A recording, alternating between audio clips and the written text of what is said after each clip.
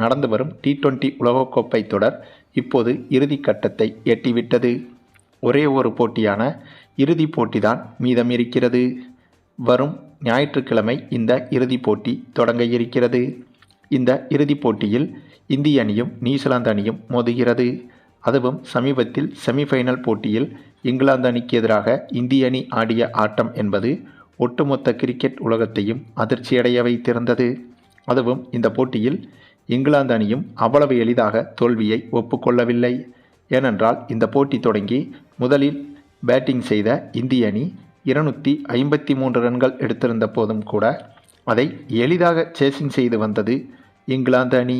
ஒரு காலத்தில் T20 cricket வரலாற்றில் 200 ரன்களை ஒரு போட்டியில் கடந்துவிட்டாலே அந்த அணி எளிதாக வெற்றி பெற்றுவிடும் என்ற சூழ்நிலை இருந்தது.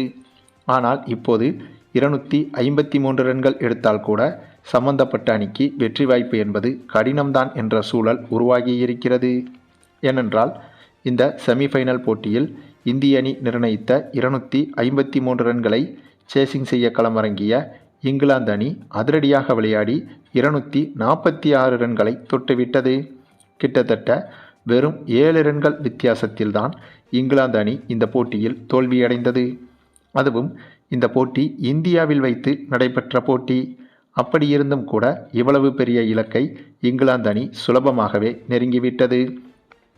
நல்ல வேளையாக கடைசி சமயத்தில் நம்ம சிவம் தூபே வீசிய ஒரு ஓவரும் அதனைத் தொடர்ந்து நம்ம ஜாஸ்பிரிட் பும்ரா வீசிய 4 ஓவர்களும் தான் இந்த போட்டியில் இந்திய அணியின் வெற்றியை உறுதி செய்திருந்தது.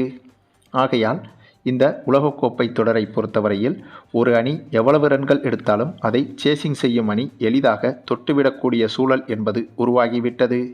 இந்த நிலையில்தான் வரும் ஞாயிற்றுக்கிழமையன்று இந்திய அணி நியூசிலாந்து அணியை ஃபைனலில் எதிர்கொள்ள இருக்கிறது. இந்த போட்டியில் வெற்றி பெறும் அணி T20 உலகக்கோப்பையை கையிலேந்தும்.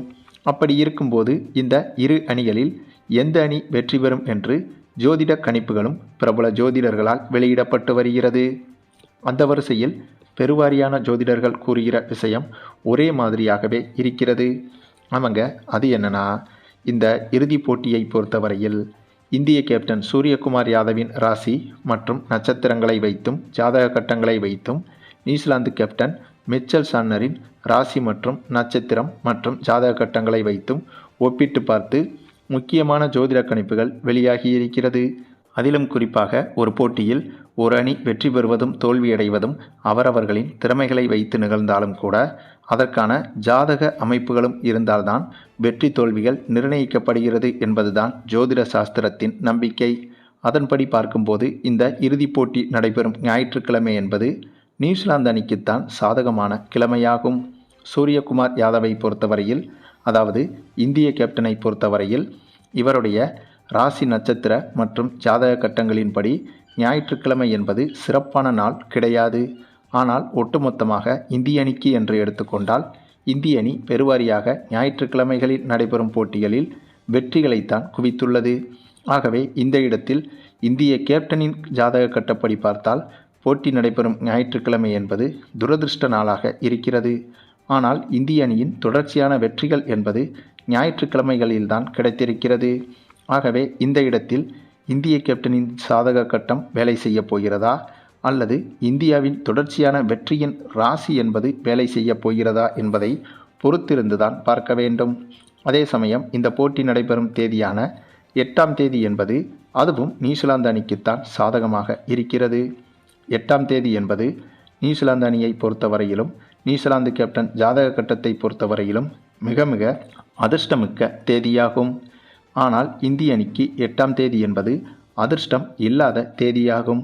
ஆகவே இதிலும் இந்திய அணி பின்தங்கிதான் இருக்கிறது.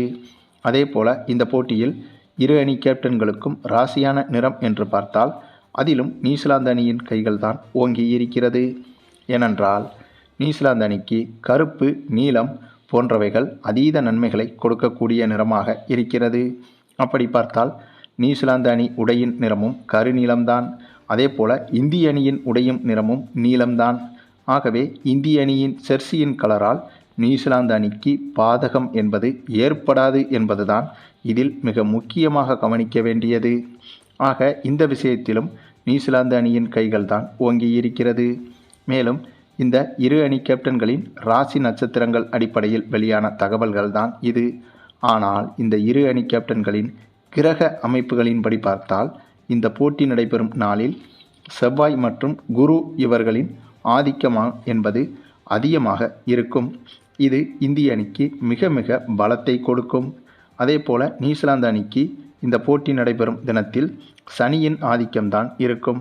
ஆகவே மிக மிக நிதானமாக செயல்படவில்லை என்றால் நியூசிலாந்து அணி மிகப்பெரிய தோல்வியை சந்திப்பதற்கும் வாய்ப்புகள் இருக்கிறது. ஆக கிரகங்களின் அடிப்படையில் பார்த்தால் இந்திய அணியின் கைகள் தாறுமாறாக ஓங்கி இருக்கிறது. மேலும் இப்படியாக ஜோதிட கணிப்புகள் ஒரு பக்கம் இந்திய அணிக்கு சாதகமாகவும் பாதகமாகவும் இருக்கிறது.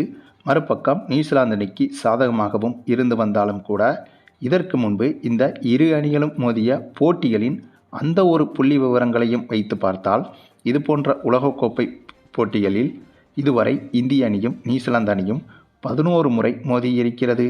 அதில் 5 முறை நியூசிலாந்து அணியும் 5 முறை இந்திய அணியும் வெற்றி பெற்றிருக்கிறது. ஒரு போட்டி சமனில் முடிவடைந்திருக்கிறது. ஆனால் உலகக்கோப்பை, சாம்பியன்ஸ் டிராபி போன்ற முக்கியமான தொடர்களில் இறுதிப் போட்டிகள், செமிஃபைனல் போன்றவைகளில் இந்திய அணியும் நியூசிலாந்து அணியும் 15 போட்டிகளில் மோதியிருக்கிறது. இதில் 9 முறை நியூசிலாந்து அணிதான் வெற்றி பெற்றிருக்கிறது. ஆகவே இந்த ஒரு புள்ளி விவரம் என்பது இந்திய அணிக்கு சிறு பின்னடைவாகத்தான் பார்க்கப்படுகிறது.